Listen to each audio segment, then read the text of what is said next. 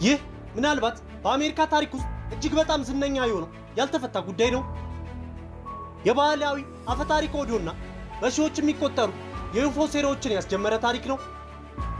ከ75 ዓመታት በላይ በ1947 ዓ.ም ክረምት በኒው ሜክሲኮ በረሃ ውስጥ ስለተፈጠረው ነገር ሁላችንም ተደንቀናል። ነገሩ በሙሉ በሁለት ታሪኮች ላይ ያተኩራል። እያንዳንዱ በሚያስገርም ስሜት ይመሩታል። ይፋዊው መስመር ስለ አንድ በጣም ሚስጥራዊ ወታደራዊ ፕሮጀክት የተፈጠረ ቀላል አለመግባባትን ይናገራል። ሌላኛው የበለጠ አነጋጋሪ ታሪክ ስለተከሰከሰ የባዕድ ፍጡራን መንኮራኩር፣ ሰው ያልሆኑ አካላትና ለመገመት እንኳን የሚከብድ የመንግስት ሽፋንን ይናገራል። ሁልጊዜም እንደነዚህ አይነት ከዚህ ቀደም ተሰምቶ የማያውቁ ታሪኮች እንዲሁም በመላው ዓለም ላይ ተጽዕኖ የፈጠሩ ሰዎች ታሪኮች እንዲደርሷችሁ የሰብስክራይብ ምልክቷን ብሎም የደወል ምልክቷን በመጫን ቤተሰብ ይሁኑ።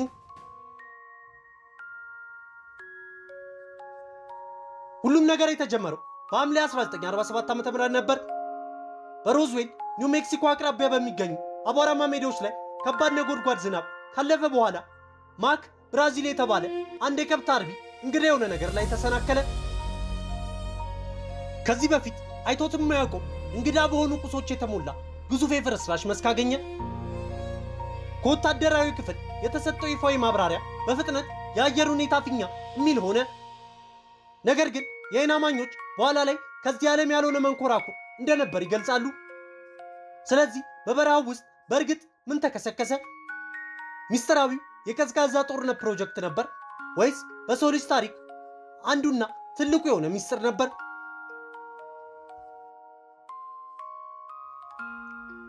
በሐምሌ 1947 ዓ.ም መጀመሪያ ላይ የእርሻ አስተዳዳሪ የሆነው ደብሊው ማክ ብራዘል በጎቹን እየተመለከተ ሳለ ድንገት አንድ ነገር አገኘ።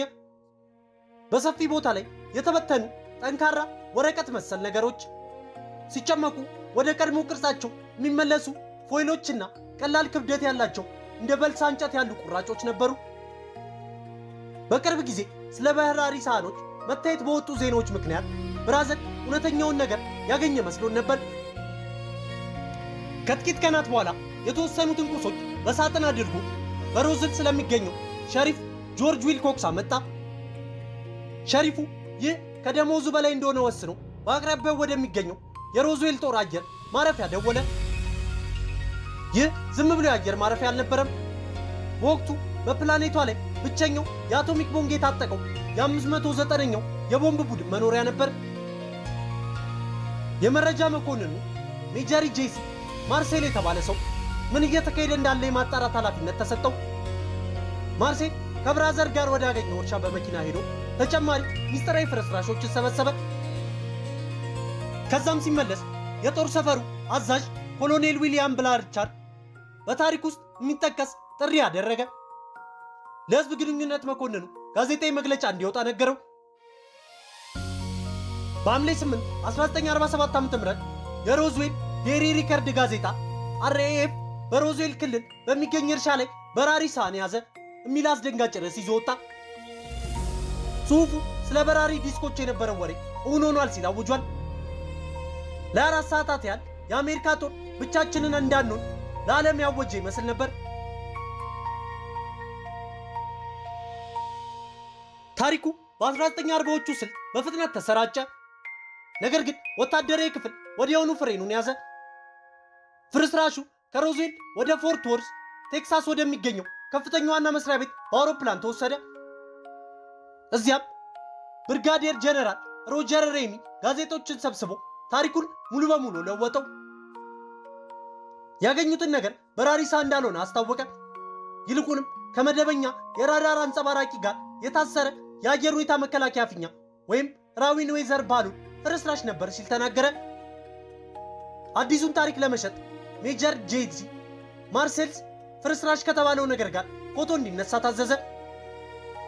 ማርሴልና ሌሎች በኋላ ላይ መጀመሪያ ካገኙት ነገር ጋር ፈጽሞ እንዳይመሳሰል ይማሉበት የአየር ሁኔታ መሳሪያ ቁርጥራጮች ነበሩ። ጀነራል ሬሚ ይህ ቀላል የማንነት መለየት ስህተት እንደሆነ ተናገረ እና ሚዲያውም እርምቱን ዘገበ። የሮዝዌል በራሪ ሳህን በይፋ ከአየር ሁኔታ ፊኛ የዘለለ ምንም አልነበረም። ለህዝቡ ነገሩ አወዛጋቢ ነበር። ነገር ግን እዚያ ለነበሩት ሰዎች ጥያቄዎቹ ገና እየተጀመሩ ነበር። ዝም ብሎ ፊኛ ከሆነ ለምን ከፍተኛ ጥበቃ ካለው የአቶሚክ ቦምብ ጣቢያ በራሪ ዲስክ የሚል ጋዜጣዊ መግለጫ ተሰጠ? ያ ድንገተኛና ግራ የሚያጋባ ለውጥ ለብዙ አስርት ዓመታት የሚቀጥል የሴራ ንድፈ ሐሳብ ዘሮችን የሰራ ነው። ለ30 ዓመታት ያህል የሮዝዌል ጉዳይ እንግዳ ከሆነ ታሪካዊ ማስታወሻ የዘለለ ነገር አልነበረም።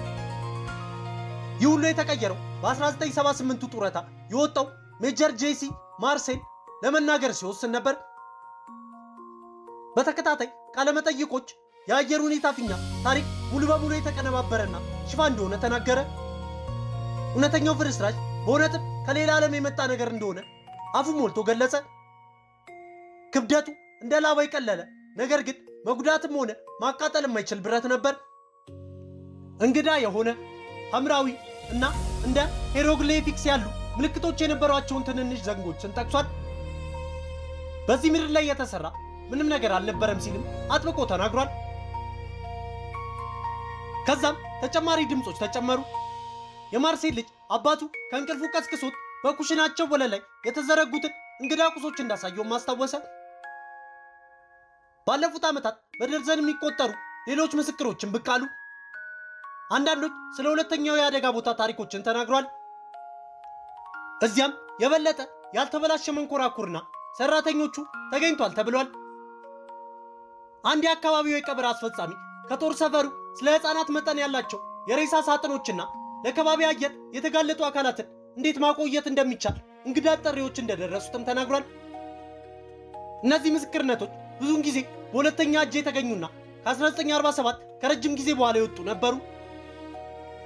ከዚህ ዓመታት ጀምሮ ስለ አካላት በሰፊው ተቀባይነት ያለው የመጀመሪያ እጅ ምስክርነት የለም። የሆነው ሆኖ እነዚህ በኋላ የመጡ ምስክርነቶች ዛሬ የምናውቀውን አፈታሪክ ፈጥረዋል። የተከሰከሰ መንኮራኩርና የባዕድ አብራሪዎችን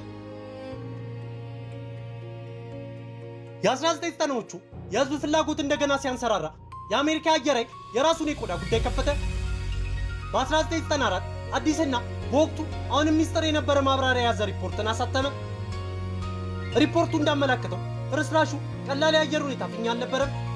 ነገር ግን ከባዕድ ፍጡራንም ጋር አልመጣም። እሱ ከፕሮጀክት ሞጁል ነበር። ፕሮጀክት ሞጁል ሶቪየት ህብረትን ለመሰለቅ የተነደፈ በጣም ሚስጥራዊ ፕሮግራም ነበር። ሐሳቡ ከሩቅ የሶቪየት የአቶሚክ ቦምብ ፍንዳታዎች የሚመጡ የድምፅ ሞገዶችን ለማዳመጥ ስሱ ማይክሮፎኖችን የተሸከሙ ረጅም ሰንሰለት ያላቸው ከፍታ ያላቸውን ፊኛዎችን መጠቀም ነበር። እነዚህ የፊኛ ሰንሰለቶች ግዙፍ ነበሩ። ከፎይልና ከባልሳ እንጨት የተሰሩ የራዳር አንጸባራቂዎችን ይዘው ነበር። ይህም ማክ ብራዘን ከገለጸው ጋር በጣም የሚመሳሰል ነገር ነው።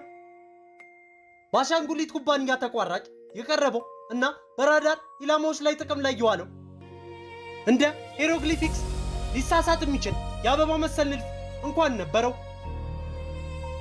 እንደ አየር ኃይሉ ገለጻ በሰኔ 1947 መጀመሪያ ላይ የተላከውና ኤንዋዩ ፍላይት 4 ተብሎ የተለየው የሞጉል ፊኛ ከጠፋ በኋላ ለፍርስራሹ ምንጭ መሆን እድሉ ከፍተኛ ነበር። በአጠቃላይ በራሪ ዲስክ ታሪክ ሪፖርቱ እንደሚያስረዳው በአካባቢው የጦር ሰፈር የተፈጠረ ድንገተኛ ከልክ ያለፈ ምላሽ ነበር እና ቀጣይ የአየር ሁኔታ ፊኛ ማብራሪያ የአሜሪካን ትልቁን የቀዝቃዛ ጦርነት ሚስጥር ሳይገልጹ ጥያቄዎችን ለማቆም ምቹ መንገድ ነበር። ስለዚህ ሚስጥራዊ የስለላ ፊኛ እንግዳ የሆኑትን ፍርስራሾች ሊያብራራ ይችላል። ነገር ግን ስለ ባዕድ ፍጡራን አካላትስ?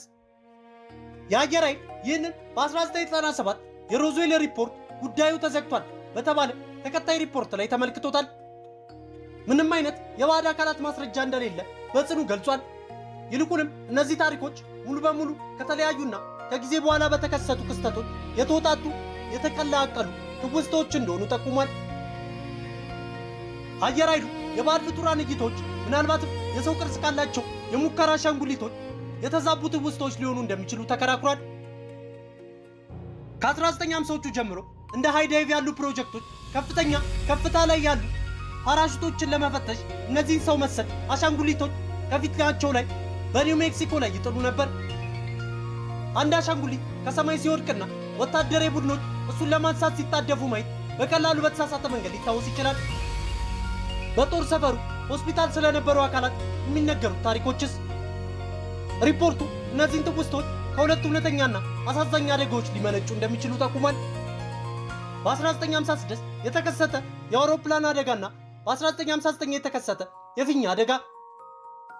የአየር ኃይሉ ንድፈ ሐሳብ ባለፉት 10 ዓመታት የሰዎች ትውስቶች እነዚህን የተለያዩ ክስተቶች ወደ አንድ ድራማዊ ሐሰተኛ ታሪክ ስለተከሰከሰ ሳህል እና ስለ ሰራተኞች አዋህዷቸዋል የሚልም ሐሳብ ነው። ስለዚህ ምን ቀረን? በአንድ በኩል ይፋዊ ማብራሪያ ያለን በጣም ሚስጥራዊ የሆነ የስለላ ፊኛ ፕሮጀክት ሞጉል ለበረራ ሳህል ተሳስቷል የሚል ሐሳብ።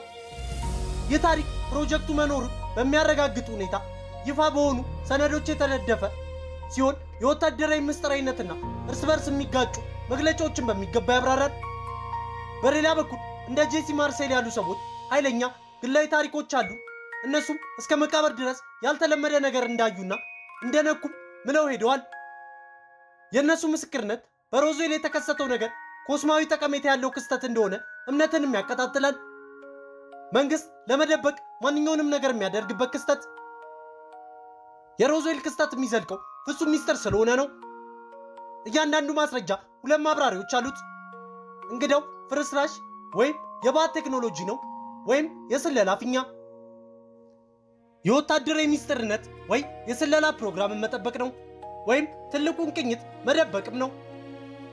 በሙዚየም ውስጥ ያለ የመንኮራኩር ቁራጭ ወይም የተፈረመ የእምነት ክደት ቃል ከሌለ የሮዝዌል ጉዳይ በህዝብ አስተያየት ፍርድ ቤት ሁል ጊዜ ክፍት ሆኖ ይቆያል።